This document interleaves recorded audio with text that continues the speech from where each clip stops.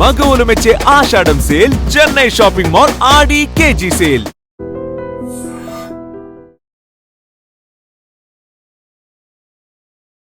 Welcome to I dream. నా పేరు లుంబిని. ఇవాళ మనతో పాటు ప్రముఖ హైకోర్టు అడ్వకేట్ శివరావు గారు ఉన్నారు.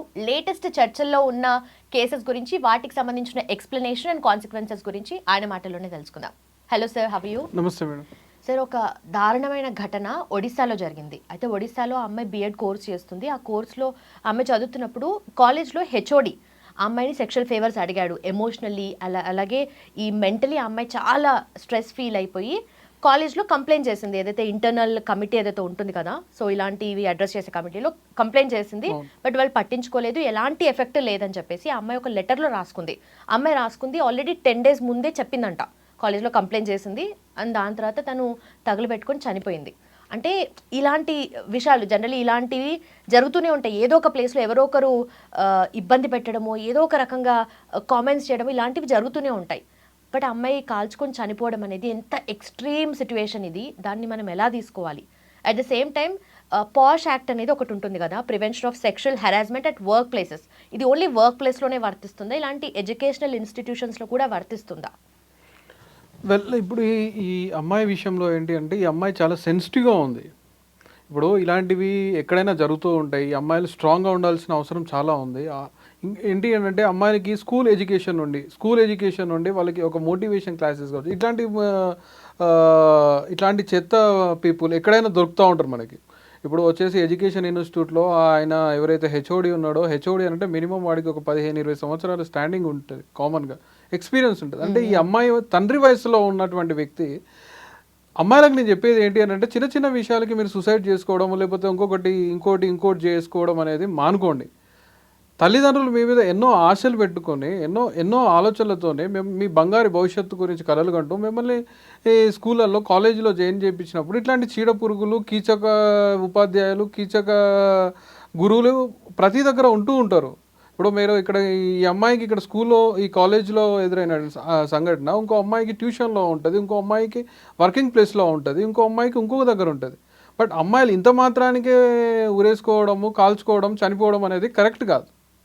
వాళ్ళు స్ట్రాంగ్గా ఉండాలి, ఎదిరించాల్సిన అవసరం ఉంది. అట్ ద సేమ్ టైం మీరు అడుగుతున్నటువంటి యాక్ట్ ప్రకారం కూడా, ఆ యాక్ట్లో జరిగినప్పుడు 90 రోజులలో ట్రయల్ జరగాలి అని చెప్పేసి ఒక కాన్సెప్ట్ ఉంది. 90 daysలో ట్రయల్ క్లోజ్ చేయాలి. అయితే వర్కింగ్ ప్లేస్లో వర్కింగ్ విమెన్ ఎదుర్కొంటున్నటువంటి సమస్యలను దృష్టిలో పెట్టుకొని తీసుకొచ్చినటువంటి చట్టం అది. అయితే ఇప్పుడు అటువంటి చట్టం స్కూల్స్లో, కాలేజెస్లో కూడా ఉండాలా అనే మీ క్వశ్చన్ ఏంటంటే, ఉండాల్సిన అవసరం వచ్చింది. నార్మల్గా ఇంత ముందుకు స్కూల్స్, కాలేజ్ ఎన్విరాన్మెంట్లో ఇలాంటివి జరగకపోతుంటాయి. గురువులు అంటే తల్లిదండ్రుల కంటే గొప్పవాళ్ళుగా ఉండేవాళ్ళు. గురు బ్రహ్మ, గురు విష్ణు, గురుదేవో మహేశ్వర, గురు సాక్షాత్ పరబ్రహ్మ, తస్మై శ్రీ గురవే నమః అన్నటువంటి వేదాలు మనకు చెప్తా ఉంటే, మన గురువులు కీచకులుగా మారుతూ ఉన్నారు. సో అలాంటి వాళ్ళను ఇమీడియట్గా కంప్లైంట్ రాగానే వాళ్ళని ఇమీడియట్గా సస్పెండ్ చేయాల్సిన అవసరం ఉంది. ప్రతి ఎడ్యుకేషన్ ఇన్స్టిట్యూట్లో ప్రభుత్వాలు ప్రత్యేకమైనటువంటి చర్యలు తీసుకొని ఇట్లాంటి కీచకులను ఎవరినైనా కానీ ఫైండ్ అవుట్ చేసినప్పుడు, నార్మల్గా ఇన్ని రోజులు స్టూడెంట్సే ఉంటుండే, స్టూడెంట్స్ ర్యాగింగ్ చేస్తుండే, సీనియర్స్ వేధిస్తుండే. కానీ ఇప్పుడు ఏకంగా గురువులు కూడా స్టార్ట్ చేసేసారు. సో ఆ అమ్మాయిలు, మీరు దేనికి భయపడాల్సిన అవసరం లేదు. చట్టాలు భారతదేశంలో చాలా స్ట్రాంగ్గా ఉన్నాయి. ఎడ్యుకేషన్ ఇన్స్టిట్యూట్లో మీరు కంప్లైంట్ చేసినప్పుడు పట్టించుకోకపోతే పోలీస్ స్టేషన్లు, టీములు ఉన్నాయి, వాళ్ళ దగ్గరికి వెళ్ళి కంప్లైంట్ చేయాల్సిన అటువంటి అవసరం మీకు ఉంది. మీరు ఆ సమాచారాన్ని తెలుసుకోండి ఫస్ట్. అంటే ఇదంతా కూడా మళ్ళీ అమ్మాయిని బ్లేమ్ చేస్తారేమో, ఈ విక్టిమ్ బ్లేమింగ్ అనేది కూడా మన దాంట్లో ఉంటుంది కదా. అంటే ఎట్లా అడుగుతున్నారు మీరు బ్లేమ్ అంటే? ఇప్పుడు అమ్మాయి అంటే నువ్వేదో చేసింటావు, నువ్వేదో అనుంటావు అని చెప్పేసి విక్టిమ్ బ్లేమింగ్ కూడా చేస్తూ ఉంటారు. అంటే అనాదిగా మన దేశంలో వస్తున్న ఆచారం ఏంటంటే, ఆడపిల్లని తప్పు పట్టడం, ఆడపిల్లని బ్లేమ్ చేయడం అనేది కామన్గా మారిపోయింది.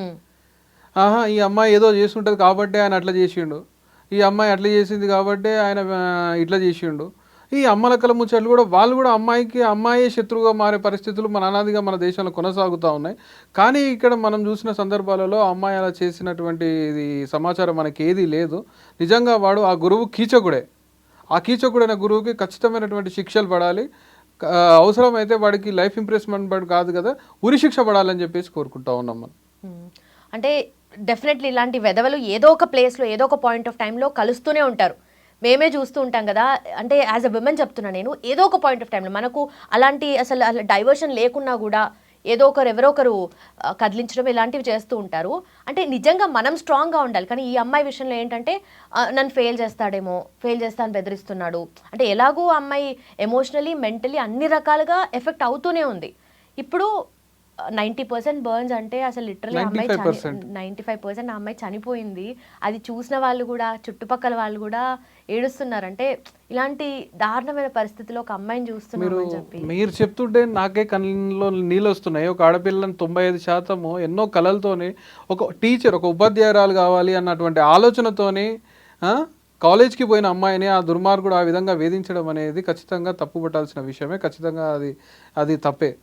ఇలాంటి జరిగినప్పుడు చట్టాలు, పోలీసులకు నేను చేస్తున్న విజ్ఞప్తి ఏంటంటే, కంప్లైంట్ మీ దగ్గరకు వచ్చినప్పుడు, అంటే ఈ ఇష్యూలో తను కంప్లైంట్ చేయలేదని ఇది ఒక వాదన, బట్ ఇట్లాంటి ఇష్యూస్ మీ దగ్గరికి వచ్చినప్పుడు మీరు సీరియస్గా యాక్షన్ తీసుకోవాల్సినటువంటి అవసరము, బాధ్యత మీకుంది. కంప్లైంట్ రాగానే కంప్లైంట్ మీ దగ్గరికి రాగానే మీరు ఎఫ్ఐఆర్ చేయరు. ఏం చేస్తారు? దాన్ని నానుస్తూ ఉంటారు. Some one prefix to some other prefix they use to drag అన్నమాట. జరుగుతూ ఉంది. ఎఫ్ఐఆర్ చేయరు. ఇప్పుడు పోలీసుల మీద మనకి నిజంగా నమ్మకం ఉంటే, పోలీస్ వ్యవస్థ మీద నిజంగా నమ్మకం ఉంటే ఇలాంటివి జరిగే అవకాశాలు చాలా తగ్గుతాయి. సో వాళ్ళు ఏంటంటే కంప్లైంట్ రాగానే కంప్లైంట్ చేయాల్సిన అవసరం ఉంది. కానీ కంప్లైంట్ చేయకుండా దాన్ని ర్యాగ్ చేయడము, ఇన్ఫ్లుయెన్సర్ ఎవడో వచ్చేసి, పొలిటీషియన్ వచ్చేసి ఇంకేదో ఈ భయంతో అమ్మాయిలు సూసైడ్ చేసుకుంటున్నారు. బట్ ఏదేమైనప్పటికీ అమ్మాయిలకి స్ట్రాంగ్ చట్టాలు ఉన్నాయి ఈ దేశంలో.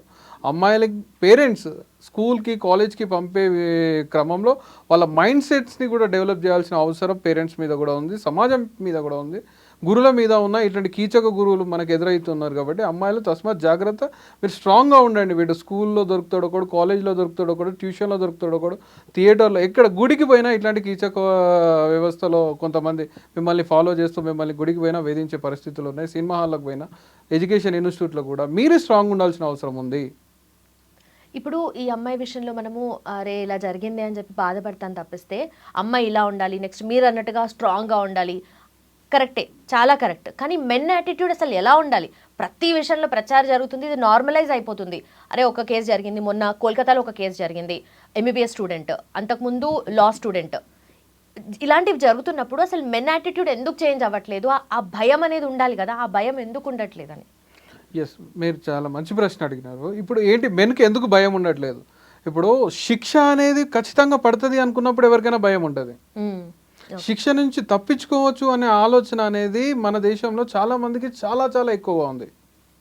ఏ విధంగా అయినా నేను శిక్ష నుండి తప్పించుకోగలుగుతాను, మా ఫాదర్ పొలిటీషియను, మా మదర్ పొలిటీషియను, లేకపోతే నా దగ్గర డబ్బులు ఉన్నాయి, నాది పొలిటికల్ బ్యాక్గ్రౌండ్ ఉన్న ఫ్యామిలీ, ఫినాన్షియల్లీ వీఆర్ స్ట్రాంగ్, ఈ విధంగా లేకపోతే ఇంకొకరితో ఇన్ఫ్లుయెన్స్ చేయగలుగుతాను, ఇటువంటి ఆలోచనలు. ప్లస్ ఒకటి ఏంటి అని అంటే, మన ఈ బాలీవుడ్ కావచ్చు లేకపోతే టాలీవుడ్, ఈ సినిమాల ప్రభావం.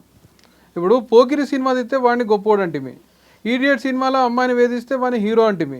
అంటే సినిమాలకు, అంటే నేను ఎవరిని ఇక్కడ తప్పు పట్టట్లేదు, అటువంటి సినిమా కల్చర్ మన దగ్గరకు వచ్చినప్పుడు ఈ అబ్బాయిలు కూడా అమ్మాయిల్ని వేధించడం అనేది సర్వసాధారణంగా మారిపోయింది. అంటే ఎక్కువ వేధించి అమ్మాయిని ఎక్కువ ఇబ్బంది పెడితే, ఇంకోటి చేస్తే వీడు హీరో. అది హీరో మైండ్ సెట్ లాగా. అంటే హీరో అంటే అమ్మాయిలను వేధించేటోడు, హీరో అంటే అమ్మాయిని చిడాయించేటోడు. సినిమాలో ఒక హీరో ఏం చేస్తాడో, పోయి అమ్మాయిని గెలుపుతూ ఉంటాడు, పటాయించే ప్రయత్నంలో ఆ అమ్మాయిని ఏదేదో ఏడిపియడము, ఇంకేదో చేయడము, ఇంకోటో చేయడం, లాస్ట్గా అమ్మాయి అబ్బాయిని యాక్సెప్ట్ చేస్తుంది. ఇదే కదా మన సినిమా. ఇట్లాంటి సినిమాలు రావద్దు. ఫస్ట్ ఇట్లాంటి సినిమాలను సెన్సార్ బ్యాన్ చేయాల్సిన అవసరం ఉంది. సెన్సార్ అంటే ఇంకేదో కాదు, ఇది బ్యాన్ చేయాల్సిన అవసరం ఉంది. అమ్మాయిని ఏడిపిస్తూ ఎడ్యుకేషన్ కంటెంట్ చూపెట్టండి. అమ్మాయిలను ఏడిపించడము, దాన్ని ఏదో హీరోయిజంగా చూపెట్టడము, దాన్ని ఫాలో అవుతూ వీళ్ళు చేయడము, ఇట్లాంటి సినిమాలు రాకుండా ఉండాల్సిన అవసరం ఎంతైనా ఉన్నదని నేను చెప్తాను. And men attitude towards women ఎలా ఉండాలి అని అంటే ఎంత చెప్పుకున్నా దాని గురించి తక్కువే. మన దేశంలో ఏంటి అని అంటే, స్త్రీలు ఎక్కడైతే పూజించబడతారో అక్కడ దేవతలు ఉంటారు అని చెప్పేసి మన పురాణాలు చెప్తా ఉన్నాయి. కానీ అవి పురాణాలు కొటేషన్ల వరకే అంకితం అవుతూ ఉన్నాయి. మెన్ ఎప్పుడు కూడా ఒక అమ్మాయిని తన సిస్టర్ లాగా చూసుకోవాల్సిన అవసరం ఉంది, తన మదర్ లాగా ట్రీట్ చేయాల్సిన అవసరం ఉంది. కానీ తను ఆ విధంగా చేయలేకనే ఇటువంటి సమస్యలు వస్తున్నాయి. బట్ ప్రతి ఒక్క అబ్బాయి ఏంటి అని అంటే, మీ ఇంట్లో ఆడవాళ్ళని మీరు ఏ విధంగా రెస్పెక్ట్ చేస్తున్నారో, మీ ఇంట్లో ఆడవాళ్ళకి ఏ విధమైనటువంటి రెస్పెక్ట్ కావాలని కోరుకుంటున్నారో, ఎట్ ది సేమ్ టైం మీరు కూడా బయట ఆడవాళ్ళకి అదే విధమైనటువంటి రెస్పెక్ట్ మీరు ఇవ్వగలిగితే సమాజంలో ఇలాంటివి జరగవు. మీరు మారాల్సిన అవసరం ఉంది అబ్బాయిలు. ఓకే. అండ్ ఫైనలీ ఇప్పుడు ఈ అమ్మాయి విషయంలో అమ్మాయి చనిపోయింది కాబట్టి అతనికి ఎలాంటి శిక్ష పడే అవకాశాలు ఉన్నాయంటారు? ఇప్పుడు ఇప్పుడు గిల్టీ కన్ఫర్మ్ అయిన తర్వాత లైఫ్ ఇంప్రెస్మెంట్ పడే అవకాశం ఉంటుంది ఆ అబ్బాయి. Okay. Thank you so much.